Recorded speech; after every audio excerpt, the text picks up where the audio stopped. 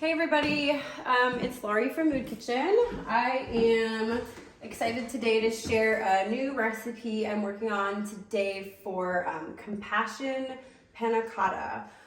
It's very delicious. It's a little, it's a work in progress. So as I practice, I'm learning a lot. But it begins with milk, with cream. So I think that milk and cream is like a sustenance that all mammals share, obviously, and I think like using a very rich cream base is going to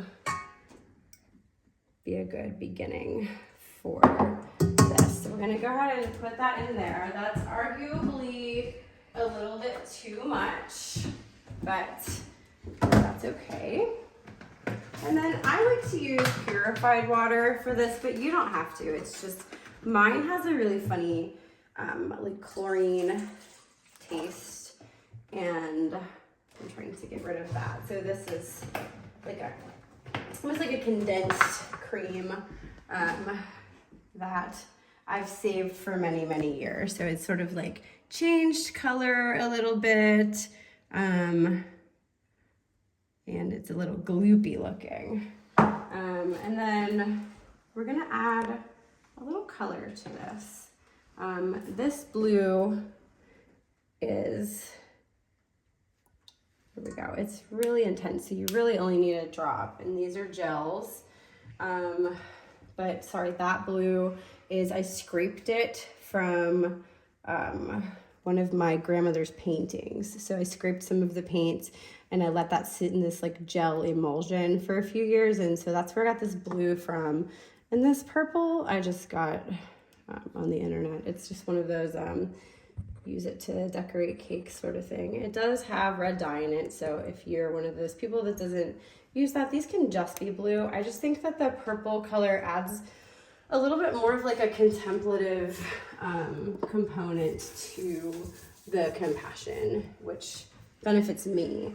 So this mixer is special because it comes from a person who has died's house. I've actually never met them, but a friend of mine who works in cleaning up homes that someone has passed away in or where there's been a tragedy, she found this for me, and I've been saving it for a special project. I've never used it, so this is my first time using it. What I've noticed putting it together is that it is old. So you kind of can't put it all the way down, so it'll smash the whisk. So you have to support it a little bit while you whisk. So we're plugged in, we're on, and let's go. Let's see what happens. And that should start to really cream up.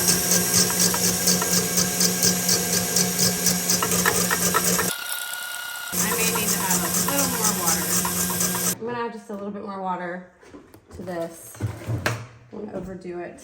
But a little more volume. A little bit more volume. Let's take a look. Looks about right.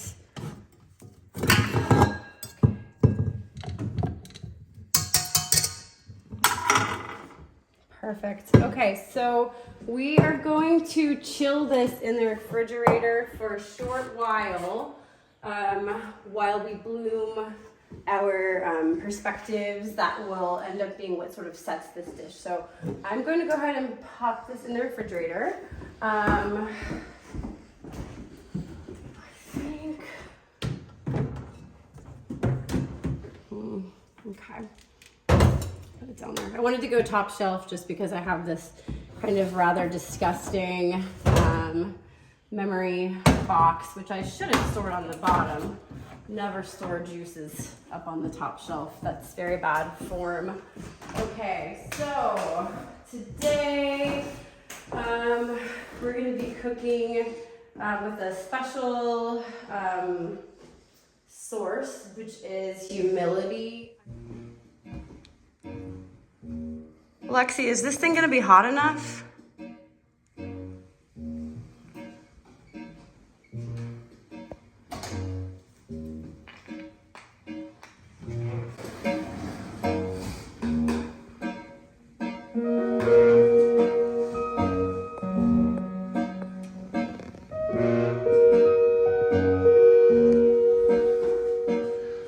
Yeah, it is. It's this burner is warmer. Feel that? Yeah, that's perfect because you do, it's a gentle heat. Thanks, Alexi. Is humility. I'm gonna go ahead and just preheat. We're gonna use the ambient, humble heat that comes up to the grate. We're just gonna use that because this doesn't require a lot of heat. The flame would be too much. So we want a very gentle approach to this. So I'm gonna just grab one grate because that's all we need. And I think it would do us a disservice to use more than one. Okay, so that's perfect. All right, let's see. I think about 260-ish. Okay, perfect. We are going to just check the oven and see if it's ready.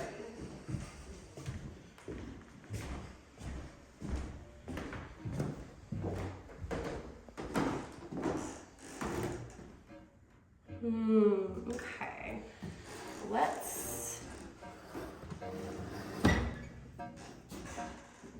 just get a reading on here.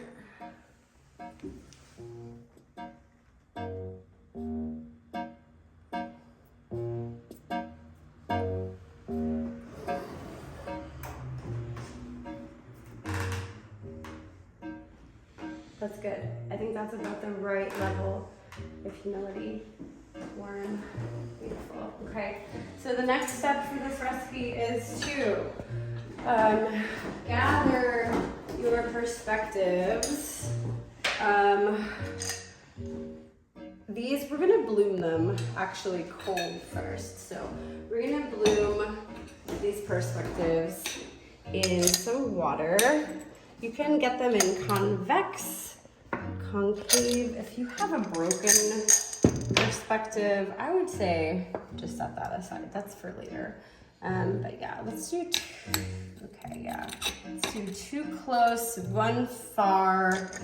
If you use too much, it'll just like set really stiff. We want it to have a nice wobble when we pull it out. So I think that's just about right.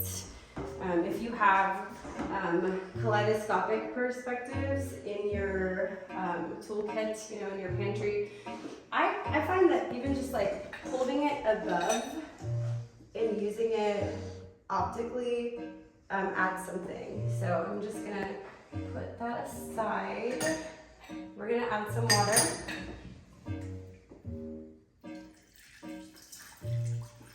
Okay, so what that's gonna do is this is gonna congeal in here, bloom, and once this is like a solid bloomed, almost like sticky consistency, we'll go ahead and cook that down. Set that aside about 5 minutes.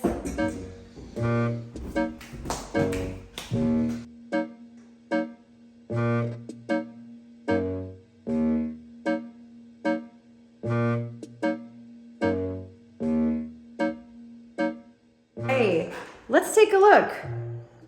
Perfect, nice and gloopy. That's exactly the consistency we want. So the next step is to cook this on our nice low heat. Before we do that, I'm gonna get our cream ready because that will be cooked as well with this. And then we'll melt our sugar and add our flavoring next. So let me just grab those. So our sweetening agent are these royal icing bones. Royal icing can be stored indefinitely. So these bones are several years old at this point and still carry the same flavor and sweetness, and they never go bad. The sugar preserves them. And then this is the tomato tap root nerve tonic strands. I don't know if you have seen the video I made yet about these when I was processing them, but these are, they're really thin strands of the root nerve, or of the tap root, the root nerve, and they're sort of a nerve tonic to sort of just help any trapped energy in your body and help you to sort of, you know, keep your tongue on the roof of your mouth, or keep your tongue away from the roof of your mouth, just sort of like relax everything. This will help facilitate that and taste amazing, by the way. So that's really good. We're gonna need those. And then let's check our cream.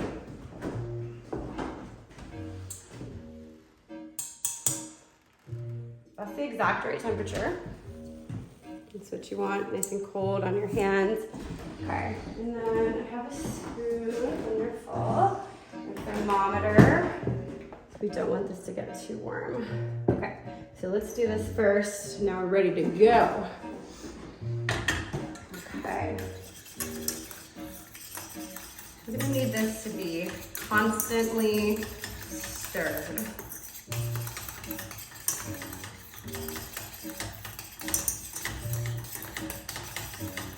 Eventually, if you keep stirring and feeding, this is going to become clear. It will take a little while, so you'll just need to sit and stir, look out the window. It's gonna feel like it's never gonna happen, and then boom, it will happen, I promise. Right now I'm looking at this tarp out the window that has weeds and plants growing through it. Thinking about my own yard tarp that has weeds growing through it, and just how resilient we are. Just bringing some of that into this. Okay, let's give it 1, 2, 3. Clear. Just gotta believe. Okay, so that's nice and warm. While that is at this temperature, which is about 64 degrees. Okay. We're gonna add our sugar bones. I'm gonna shake some into our hand like this. If some fall, that's okay. Okay. I've tried using tools and knives to crush these up, but this is what works best. It's just really touching those bones and grinding them and feeling them in your fingers. It hurts a little bit. You sort of build up a resistance to that pain over time. Okay, so we'll get those dissolved in there. We're starting to. They don't have to fully dissolve, but they will eventually. Okay. The next important step, most important, is to get our cream, the sort of main event. The reason I'm not just dumping this in is because this is wetter on the bottom, and we are just grabbing that cream top. We don't want that watery base. Cream only. Plenty of people make panna cotta with store-bought cream, but this particular recipe, you have to make it yourself. Okay, just leave that to the side. Okay, I'm gonna give it a little stir. Has a lot of good air. We don't want that to settle too much, but we do need our taproot tonic. Now, if you've ever cooked with saffron, you know a few strands of something this powerful is plenty. Whew, God, it smells like, well, my dad has always grown tomatoes his whole life, and he always smelled like tomato leaf as a kid. So when I smell tomato leaf, I think of him. The smell is adjacent to that. All right, we'll do, what is that? 3, 4, and then let's do one big one, 5. Okay. So the method here is a little different. What you're gonna wanna do is the tool that you checked your oven with, this sort of garlic chive, you're gonna use the end. You're just gonna press it gently in so that it's just submerged right on the surface. Good, good, good, good. You don't wanna get all wild whisking this around. We're just gonna let it steep. Here are our molds. I love a ring shape for a panna cotta. It gives you extra wobble. Sometimes when you unmold them, they sort of change shape a little bit. It, for me, really leans into the anti-perfectionist stance that I've taken in the kitchen while still having a lot of respect for the mastery of application of techniques. Anyway, this is our oil. We're just gonna coat the tins with this. This is from the dirty sink bucket that we've been using here at the Mood Kitchen. So it does have, here, it's got some really beautiful contaminants. Ooh. And I know it's not oil, but it acts like oil. It's going to just keep these from sticking. So it's gonna make for easier unmolding. You can see a little fleck of foil. It's just gorgeous. Okay. So just a little drop. That's too much. That's enough for all of that, for all of these. So let's just use that for each one. Little, like I said, perfecting this recipe, or I guess not perfecting, but practicing at this recipe is taking time. Okay, so we have those. Don't need that. And we just use this brush to sort of coat that. It'll beat up a little bit, and that's fine. I just want a nice coating. Don't overthink it. But don't skip it, because then you won't get them out. Okay, fantastic. All right, and now it's time to just start scooping our mousse. Obviously, once this is set, the gelatin will act in the refrigerator, and these will unmold a little differently. But already has a gorgeous wobble. I would say fill them up to the top. Lots of air bubbles in here, so actually, great. Now, all right, we're just gonna pop these in the fridge very quickly. They need to set for about 4 hours. So I'm gonna go take myself to a movie and take a nap, and I'll be back shortly. Okay, we are back. Let's take a look at these. I ended up sleeping the entire time. It's wonderful. Oh, perfect. Okay, let's take a look. Yeah, that's it. All right, let's take them out and we'll get to unmolding. I like to unmold on a warm surface, or you can use a bain-marie if you must. So you could fill this with water, and that would help loosen these, but I've found that sometimes it loosens them a little too much for my liking. So what I use instead is steam. So I have this little personal steamer. Using steam, sometimes I like to give it little taps.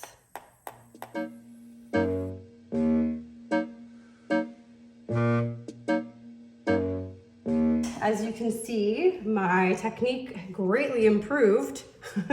So if you're making more than these, you can really get some of this definition just by practice. It's the first pancake rule, you know? And that's fine. If I were served this compassion and it moved like this and it tasted this way, I would be very happy if I came to your house and you served that to me, so no worries. We'll just garnish. These can be served with sauce.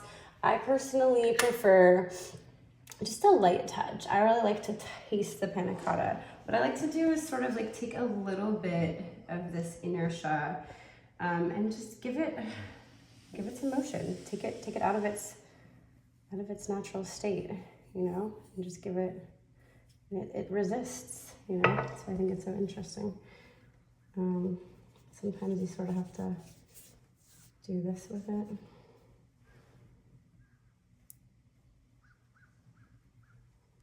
There we go. That's nice. Yeah, that's a good one. Okay, let's see. Get some more of this out.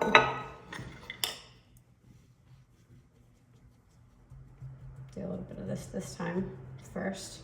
This has been sitting for a long time, inert, for much longer than I thought. So we're just gonna open it up a little bit first. All right, so now we have that. Is so much better. That pull, that's what I was hoping for. Like I said, first pancake rule. That's nice, good. So get some of that, fantastic. And maybe less precious now that yes, so good, okay. I really think the ticket is to not think about it too much and just do it. It's the more I'm like, oh, is that right? Oh, there we go, oh my God, yeah. So good, okay. I love it, I love it, I love it. Okay, and the last ingredient is, so when I learned this recipe, I was taught to garnish with listening, that it just like brings things out. And the only form I have is eavesdropping. So that's fine. I think eavesdropping isn't always the worst way to listen and learn. It's not maybe the best, arguably. Okay, so we have our final plated compassion panna cotta. And if you listen closely, it is making some beautiful sound. I don't know if you can pick that up in the camera, but it's kind of like, which I love.